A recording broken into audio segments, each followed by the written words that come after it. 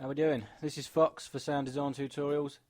Today I'm going to be showing you how you can route external audio through the Voris TI's effects section. So it's quite straightforward to do this. There's a few steps you need to follow.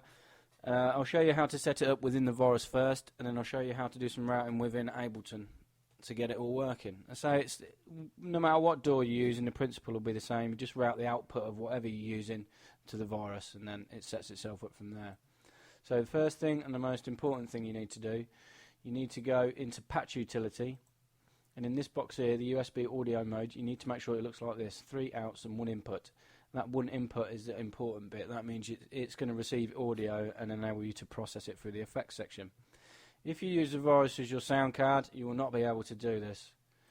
If you choose the 2 outs input or the 3 outs input, you will not be able to do this. Don't ask me why you can't use it as a sound. You can't do it if you're using it as a sound card. Honestly, I do not know.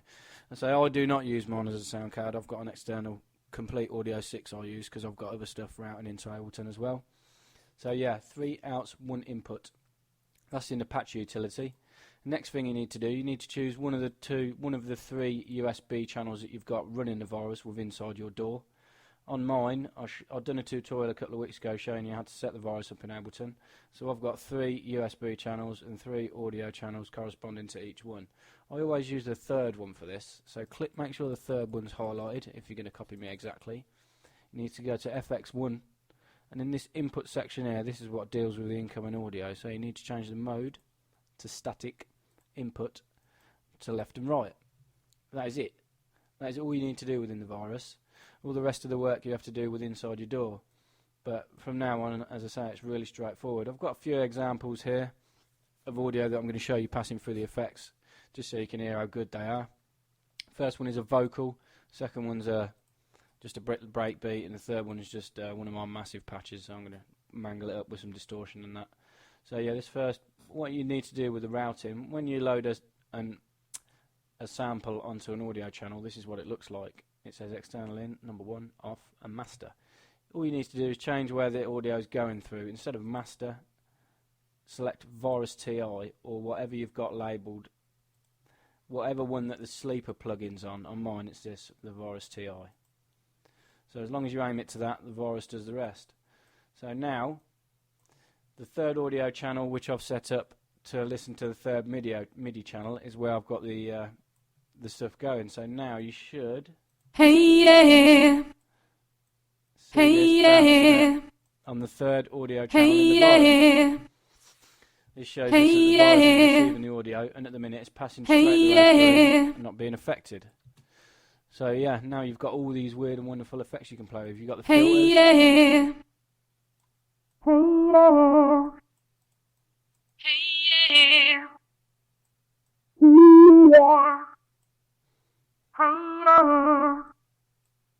hey yeah. Obviously you got the LFOs you can set to do the filters as you would expect. Hey yeah, hey yeah. All very interesting, but the effects is what you are going to be using if you do this. Mainly you're going to be using these 2 effects sections. So yeah, all of the Voris's effects you can apply to this sound. So yeah, the Voris's reverb, which is the best one out of any reverb I've got as any external VST, even better than True Verb or anything like that. Hey yeah, hey yeah, hey yeah, hey yeah, Voris delay. hey yeah, hey yeah, hey yeah, hey yeah. Some of the more drastic effects. We've got a speaker cabinet. Hey yeah, hey yeah, Phaser. hey yeah, hey yeah, Frequency shifter, cone filter, hey whatever you want. yeah, hey yeah, hey yeah, hey yeah. Distortion if you really want to mangle some vocals up.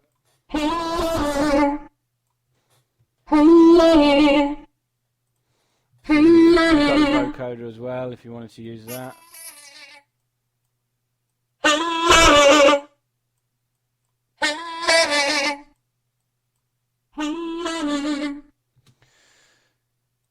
yeah, that's just one example. As I say, I'll show you the beat running through it as well. I'll just set this up again because I've knitted it.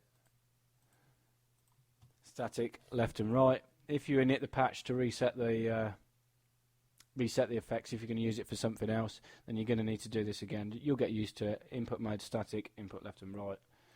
So I'll mute that vocal. I'll show you the drum beat running through it.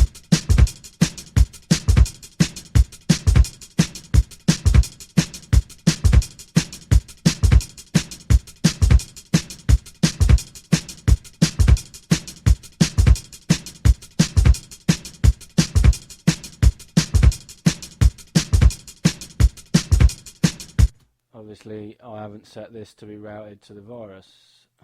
External in, number 1, master, change your master to the virus. We're away.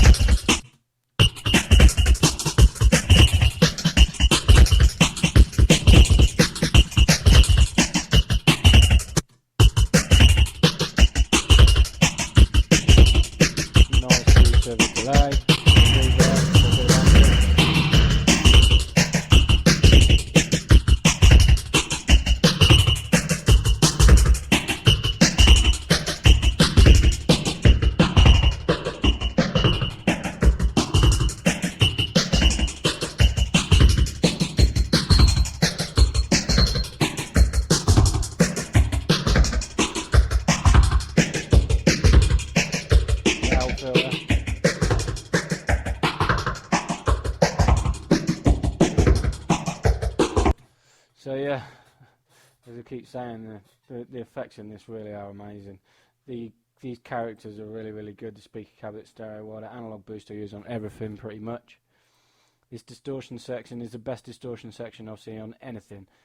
Look at them, there's about 25 different ones, all their different characteristics, all of them with different, well not all of them, but they've all got different knobs that you can tweak that specify for each effect, which help it.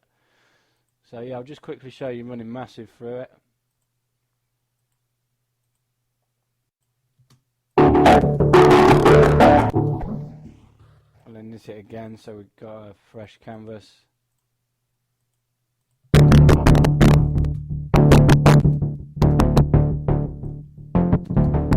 Yeah, one thing you do have to watch your levels when you're doing this. It doesn't like anything too harsh.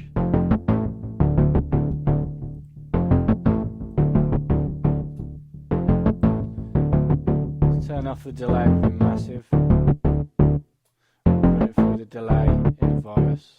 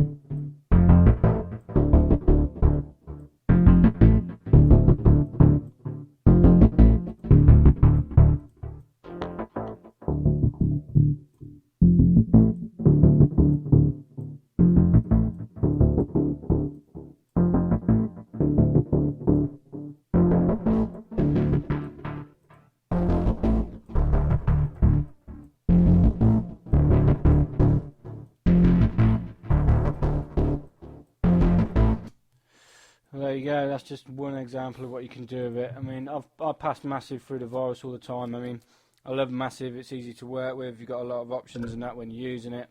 Some of the effects in my mind are not even anywhere near on par with what you got here, especially the chorus, the delays and the reverb.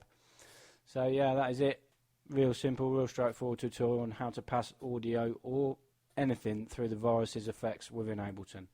Don't forget to subscribe if you like any of these videos. It really does help me and really spur me on to do more videos for you. As always, a Facebook page and a Google Plus page is Sound Design Tutorials.